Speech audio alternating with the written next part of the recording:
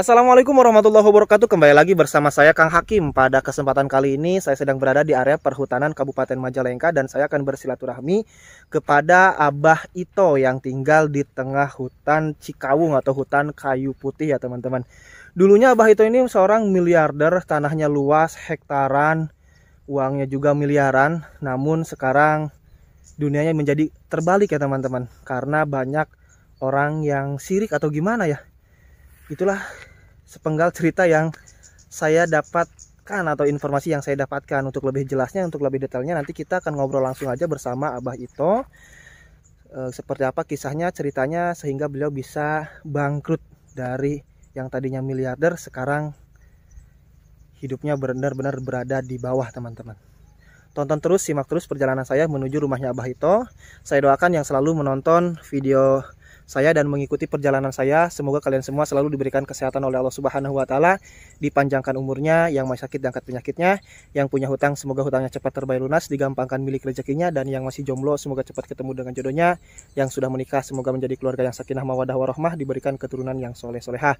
Untuk kalian para janda, para duda yang masih mencari pasangan hidup barunya, semoga kalian mendapatkan pasangan hidup baru kalian yang bisa menyayangi kalian dan anak kalian sama seperti menyayangi anaknya sendiri.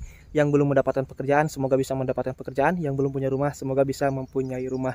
Dan saya ingatkan yang belum sholat silahkan sholat terlebih dahulu, jangan sampai adanya video ini melalaikan atas tujuan kita, kewajiban kita hidup di dunia ini.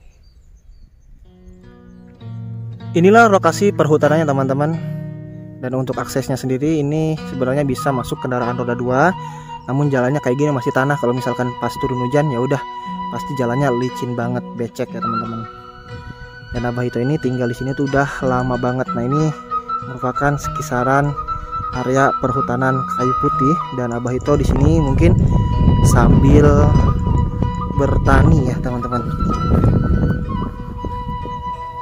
nanam jagung, sayuran ataupun yang lainnya. Nah, anginnya besar banget nih teman-teman. Ya, namanya juga di area perhutanan dataran rendah, bukan dataran tinggi. Juga kan kelihatan sejauh mata memandang ini apa ya, nggak ada pohon-pohon besar.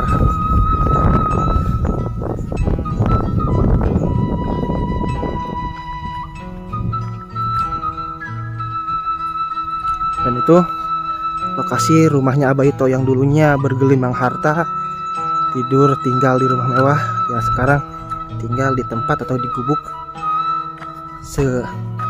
ala kadarnya atau apa adanya gitu.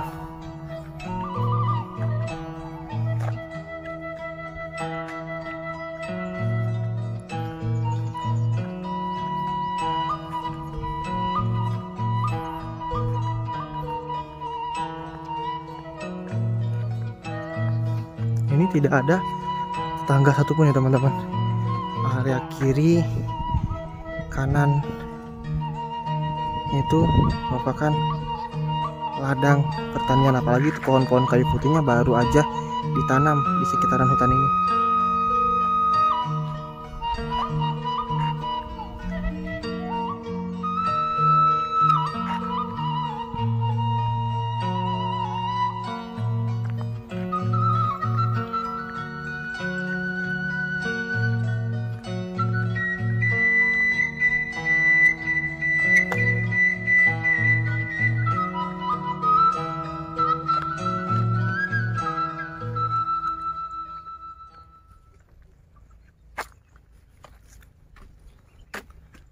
Ini si abahnya nih. Assalamualaikum Abah.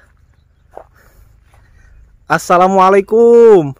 Waalaikumsalam. Nah ini sama Abah Ito ya teman-teman. Kita akan ngobrol. Tapi Abah Ito ini apa ya, udah pendengarannya udah berkurang ya Pak ya. Makanya harus agak keras ngobrolnya Pak ya. Iya. Maklum usianya juga mungkin udah lanjut usia. Abah Ito, kalau Abah Ito tuh usia berapa tahun sih? Usia berapa tahun? Kalau di sini, Usia Abah. oh berarti saya katakan waktu dulu ya. Umur Abah berapa? Umur saya 70 lebih. 70 tahun. Nah, jadi pendengarannya agak sedikit terganggu ya, Bah ya? Abah itu di sini tuh nggarap tanah di sini tuh udah berapa tahun sih, Bah? Kalau urusan menggarap di hutan saya udah lama. Mulai Presiden Habibie juga saya udah menggarap. Berarti tahun 1999 ya, Bah ya? Iya, saya kan masih usaha tuh. Jadi pengusaha. Pengusaha apa, Bah? Pengusaha cabai merah. Oh, sayuran. Iya, belanjanya saya ke tiap-tiap daerah, ke daerah Jawa. Ke daerah Jawa. Nama daerah Jawa. Jatimunggur, Lajem, sampai Jatisura, Loyang, amis keuber oleh saya di hutan. Udah keubek semua berarti ya, Pak ya? Berarti sampai ke pelosok-pelosok. Itu kalau sayuran atau cabai merahnya dijualnya kemana, Pak? Jualnya? Saya ke tiap-tiap induk. Ke pasar induk? Iya. Berarti pasar besar ya? Itu satu kali ngirim berapa ton, Pak? Ya, nggak tentu. Kadang-kadang satu mobil, kadang-kadang 2 mobil. Sampai 4 mobil saya. Waduh, 4 mobil berarti keuntungan. Kirimnya kan ke Bogor, ke Ramayana, waktu di Ramayana tuh, ke Cibitung, ke Ramat Jati. Berarti keuntungannya, keuntungannya juga lumayan besar ya, Bay, kalau sampai 4 mobil. Terus ke Bandungnya ke Ciroyom. Kalau sekarang kan pindah. Di mana? Pindahnya kan ke Caringin ya, Bay ya? Ke Caringin dan Gede Bage. Betul. Kalau Ramayana pindahnya kan ke Parung. Oke, berarti ini Abah. Jadi saya tahu semua urusan pasar. Berarti Abah itu dulunya pengusaha sukses ya, Bay ya? Pengusaha sayuran sukses. Uangnya banyak mungkin ya, Bay ya? Ya kalau dulu sih banyak kalau waktu jadi pengusaha. Ke daerah sananya saya ke Jogja. Ke pasar shopping Jogja kalau saya dikatakan bohong. Saya tahu pasar shopping. Kalau di Kudusnya pasar Blitingan tuh. Oh, Blitingan tahu. Kliwon. Kalau di Semarang pasar Johar Semarang tuh. Oh iya, betul benar-benar nih. Pasar Demak. Sampai pasar Pagi Pemalang. Siap, Abah. Abah, kunaon sampai bisa bangkrut? Bangkrutnya gara-gara rugi terus. Rugi kenapa? Kan usaha, yang namanya usaha pengen untung. Kenapa rugi gitu? Mulai saya akan ruginya. Tadinya kan ada pilihan kepala desa. Saya ikut. Nyalon ikut. Sampai saya bukan nyalon. Saya malah dijadikan wakil calon tuh waktu. Mulai pilihan 3 hari lagi saya ganti wakil calon. Terus gimana itu ceritanya tuh? Akhirnya kalah. Habis uangnya gitu. Iya. Terus saya mengalami rugi terus. Mulai tanggal 1 bulan puasa sampai tanggal 17. Saya rugi terus. Ruginya karena apa, Bah? Kok bisa rugi gitu kan? Yang namanya usaha kan kita istilahnya gini, belanja barang nggak mungkin kan pengen rugi, pengennya untung. Kok bisa rugi kayak gitu, gimana maksudnya, Bah? Ya kalau ruginya itu belanjanya mahal, di sananya lakunya murah kan rugi itu. Kalau yang punya lapak tinggal bagaimana lakunya. Yang rugi itu pengirim. Enggak, maksudnya kan gini, Bah. Kan istilahnya kan kita kalau mau ngirim barang ya, Bah ya, mau ngirim barang misalkan ke salah satu pedagang. Ini diterima harga berapa? Misalkan taruh diterima harga sekian. Kan kita beli dari petani itu berarti harga rendahnya itu di bawahnya gitu. Enggak, jadi kalau kirim itu ya, enggak dikasih harga dulu. Bagaimana cara menjualnya lakunya. Umpamanya belanja 500, di sananya lakunya umpama 1.500, ya pasti gede itu. Notanya. Tapi kalau belanjanya umpama 1.000, lakunya cuma 600, paling di nota 500, itu kan ruginya besar. Tapi Abahnya itu mah istilahnya kena tipu atau gimana sih, Bah? Tapi nggak ditipu orang mah, Bah? Nggak sampai ditipu orang mah? Apanya? Abahnya sampai rugi itu ditipu orang atau ada orang yang sirik atau gimana gitu, Bah? Misalkan nih, maaf ya, Bah ya, kan namanya kita hidup di perkampungan, melihat orang yang sukses, usahanya lancar, suka ada aja gitu orang-orang yang sirik, misalkan ngirim ini, ngirim itu, ngirim secara yang tak kasat mata gitu, Bah. Apakah ada unsur itu, Bah, atau gimana? Kurang jelas. Oh, kurang jelas. Jadi gini, Bah. Maaf ya, Bah ya. Kan kalau kita hidup di kampung, ya, Bah ya, hidup di kampung, kalau melihat orang yang sukses itu suka ada orang yang sirik. Oh gitu ya. Kemungkinan itu sampai rugi terus itu gara-gara tadinya ikut pencalonan, mendukung kepada yang kalah. Apakah ada, Bah? Misalkan ada kiriman tanah dari kuburan atau apa ke rumah Abah itu waktu itunya yang siriknya atau gimana, Bah? Ya ada. Ada kiriman tanah kuburan. Seperti jantung tuh. Jantung apa? Tulisannya aksara Arab. Yang gundul tuh. Di kiri. Kanan kiri itu pakai panah. Di rumah Abah teh ada yang ngirim itu. Di bawah bata. Oh, jadi setelah ada yang ngirim tersebut, Abah langsung banyak yang kerugian.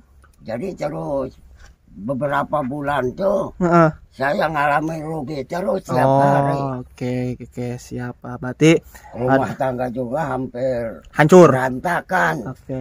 Berarti soalnya tidak percaya bahwa rugi terus setiap hari. Jadi teman-teman, pada intinya Abah Ito ini, kata Abah Ito nih, waktu usaha lancar itu kan suka ada aja orang yang sirik ya, Bah ya. Dan ada yang ngirimin, istilahnya kalau dalam bahasa Sunda tuh kayak semacam guna-guna santet atau apalah untuk supaya usahanya bangkrut atau hancur.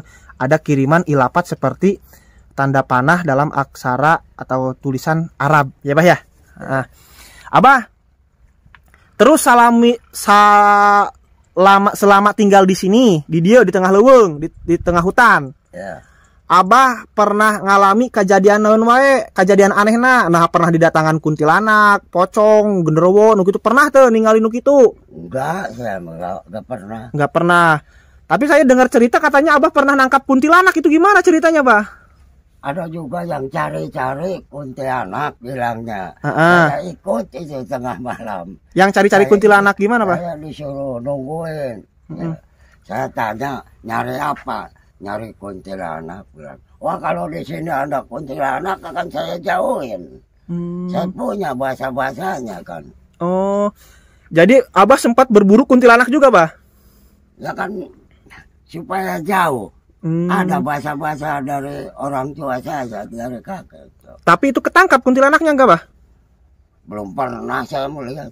Belum pernah. Cuman kalau katanya di sini ada ya saya jauhin gitu. Siapa yang nyari kuntilanaknya dulu tuh? Orang Abah sendiri inisiatif mau cari kuntilanak atau sama siapa? Diajak sama siapa, Bah? Gak tahu orangnya siapa, Bah. Orang gak dikenal. Berarti orang gak dikenal datang ke Abah, ngajak nyari kuntilanak. Abah ikut. Enggak mengajaknya, dianya pan ke sana ya. Saya mau kemana orang, saya ikutin. Pas ditanya mau lagi cari, pindah lagi. Jadi saya tanya, nyari apa nih malam-malam? Nyari kuntilanaknya. Oh, nyari kuntilanak. Emangnya ada kuntilanak di sini? Wah ya kalau ada kan saya jauhin. Berarti itu mah ada orang yang datang ke sini mau cari kuntilanak, Abah ikut-ikutan cari ya. Tapi nggak ketemu, nggak ada kuntilanaknya, Bah? Nggak ada. Nah, ada juga saya dengar nih, katanya Abah ini seorang jawara atau mantan preman. Apakah betul, Bah? Enggak, saya bukan jawara, cuman katanya orang paling pemberani gitu. Ya kalau itu saya kan dari seni samyong tadinya. Samyong itu gimana, Bah? Maka saya kan dari seni samyong itu siapa aja saya lawan, bukannya satu orang. Banyak juga saya lawan itu. Berarti Abah pernah melawan berapa orang, Bah? Di sini aja di Sukamulya, di Sukaresmi, saya 4 orang tuh. Kalah semua sama Abah? 4 orang. Lawannya kan banyak di sini. Saya cuma berempat. Yang lainnya kan ketakutan. Cuma saya katakan, takut kenapa? Udah sampai jam berapa? Ayo saya lawan. Berarti cuman baru melawan 4 orang udah. Mengajak larian. Saya ikut lagi. Sampai gak boleh ikut ya itu. Jadi Abah ini berarti mantan jawara di sini ya, Pak ya? Orang paling pemberani katanya ya, Pak ya? Ya enggak, saya bukan jawara. Gimana tuh? Terus itu gimana kata orang-orang bilangnya kayak gitu, Abah itu mantan jawara katanya. Selain miliarder juga jawara dulunya gitu. Bukan jawara. Kalau dulu Bah ngegarap tanah berapa hektar punya tanah di sini?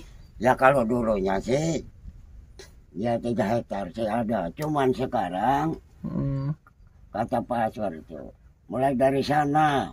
Jadi ini udah 2 hektar untuk saya sebenarnya. Oh gitu. Cuman saya akan jadikan pemukiman. Oh gitu. Soalnya ini udah diajukan kepada KPA. Oh, tapi sekarang berarti menggarap tanah tinggal berapa hektar, Bah? Punya tanah? Ya, sekarang sih yang digarap sayanya cuman sedikit. Berapa hektar? Paling berapa sana, 1,5 hektar. Paling ada 1 hektar. Paling 1 hektar kurang ya, Bah ya?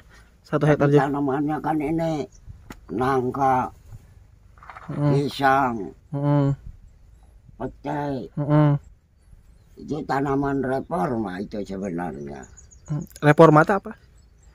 Ya reforma agraria, KPA. Jadi ini ngikutin peraturan reforma saya tanamnya. Bukan ngikutin seperti perhutani. Saya kurang paham sih, Bang. Nggak ngerti. Iya kan, ini telah diajukan. Oh iya. Tanahnya itu. Oke, siap. Berarti ini tanah milik Abah atau tanah milik orang lain? Apanya? Ini tanah yang sekarang ditempati milik orang lain atau milik Abah tanahnya? Ini kan kata Pak Asper juga udah untuk saya. Oh, jadi milik Abah. Iya. Milik pribadi berarti, Bah ya?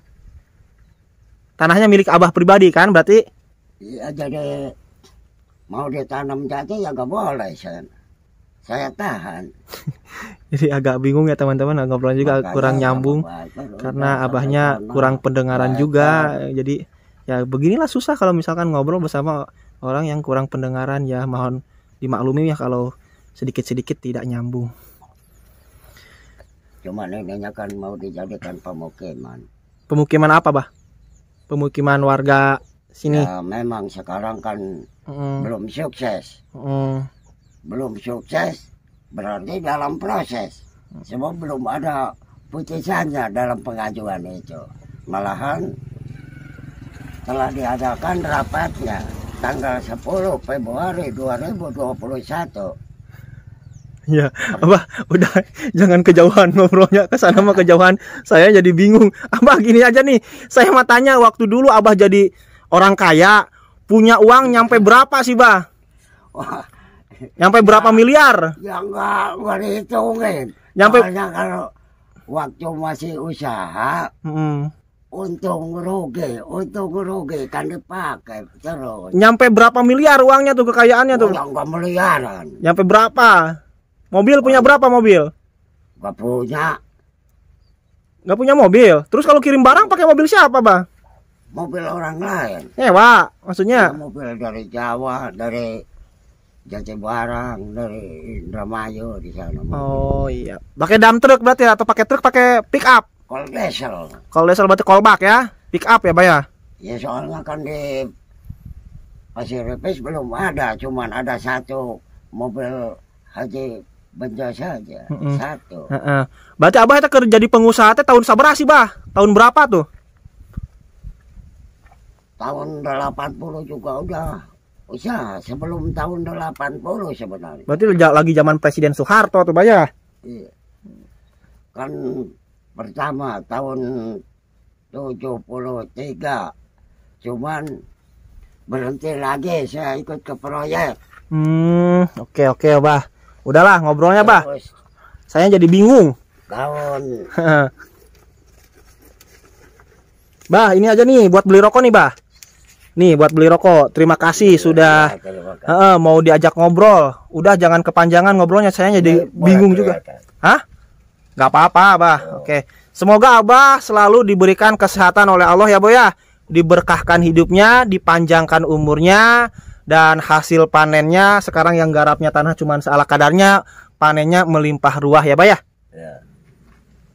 Itu tadi teman-teman obrolan saya bersama Abah Ito yang usianya hampir 70 tahun lebihan lah, dan pendengarannya juga kurang kurang jelas. Jadi ngobrol itu harus teriak-teriak, harus keras supaya kedengaran. Mohon dimaklumi. Dan juga ngobrolnya tadi agak kurang sedikit nyambung. Ya mohon dimaklumi juga ya teman-teman. Cuman pada intinya Abah Ito itu waktu dulunya itu seorang jawara atau seorang preman.